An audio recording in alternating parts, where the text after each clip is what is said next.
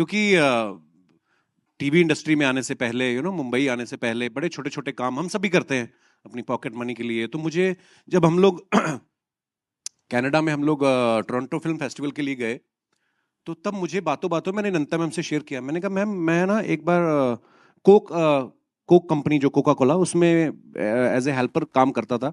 तो उसमें इस तरह की स्ट्रगल नहीं होती थी उस समय, ऑफ कोर्स एप्स वगैरह नहीं होती थी, और एक सेल्समैन होते थे जो उसी ट्रक को चलाते भी थे और उसके साथ एक हेल्पर होता था। तो क्योंकि उसकी डिमांड बहुत थी, नई नई एक रेवोल्यूशन आया था उस समय 90s में, तो हमें वो प्रॉब्लम्स तो नहीं कभी फेस करनी पड़ी।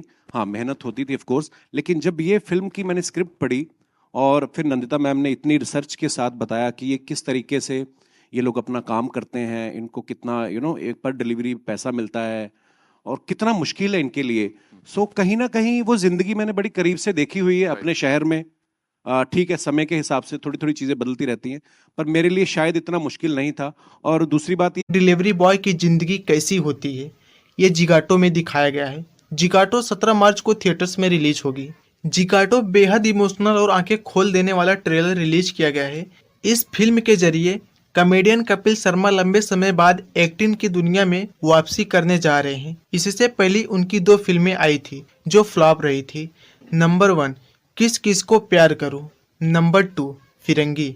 जिगाटो को नंदिता दास ने निर्देश किया है। इस फिल्म में कपिल शर्मा के साथ सयानी गुप्ता, गुल पनाग और सहाना गोस्वामी भी हैं। ट्रेलर में कपिल शर्मा एक फूड डिलीवरी बॉय के किरदार में है।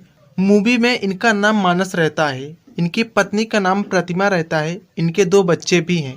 बच्चों को इनका जॉब पसंद नहीं है। जिगाटो के 2 मिनट 7 सेकंड के ट्रेलर की शुरुआत जिगाटो के परिचय के साथ होती है, जिसमें दिखाया जाता है एक फूड डिलीवरी कंपनी है। फूड डिलीवरी का काम मानस करता है, जो फ्लोर मैनेजर की नौकरी छूटने के बाद बेरोजगार था। उसकी बेटी उससे कहती है, पापा आप कस्टमर के साथ सेल्फी लेंगे तो आपको हर डिलीवरी पर 10 रुपया एक्स्ट्रा मिलेगा। इस पर मानस कहता है, जान ना पहचान हम काहे लेंगे सेल्फी।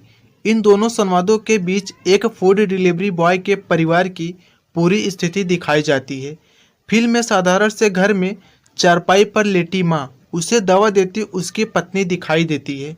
24 घंटे लगातार काम करने के बाद भी इतनी कमाई नहीं हो पाती है कि वो घर का खर्च चला सके, तो मानस की वाइफ भी काम करना शुरू कर देती है।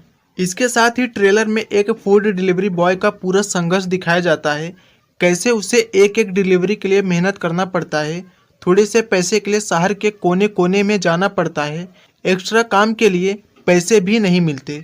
इन सब के बीच उसे अपने परिवार को भी समय देने का मौका नहीं मिल पाता। उस वक्त मानस सोचता है कि कैसे वो फैक्ट्री में 200 लोगों को आसानी से संभाल लेता था, लेकिन यहाँ एक ऐप उससे नहीं संभल पा रहा है। उसे यह लगता है एक न एक दिन ये ऐप उसकी जान लेकर छोड़ेगा। मानस की हालत देखकर एक दिन बेटी बोलती है, पापा आप कोई दूसरा काम क्यों नहीं कर लेते।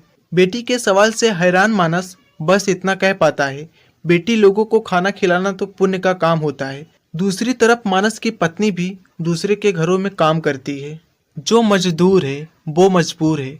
मानस एक जगह एक स्लोगन पढ़ता है तो कहता है, या फिर जो मजबूर है इसलिए वो मजदूर है, यानी कि हर कोई मजबूरी में मजदूरी करता है। इन 2 शब्दों में जो भाव छिपा है शायद वही इस फिल्म की आत्मा है। इसे नंदिता दास जैसी संवेदनशील फिल्म मेकर ने बनाया है। इसी से समझा जा सकता है कि फिल्म की गहराई बहुत ज़्यादा होगी। इसमें छिपे संदेश जिसकी एक झलक ट्रेलर में दिखी है, उसे फिल्म में देखा जा सकता है। कपिल शर्मा को अभी तक कॉमेडी करते हुए देखा गया है, पहली बार उनको एक गंभीर रोल करते हुए देखा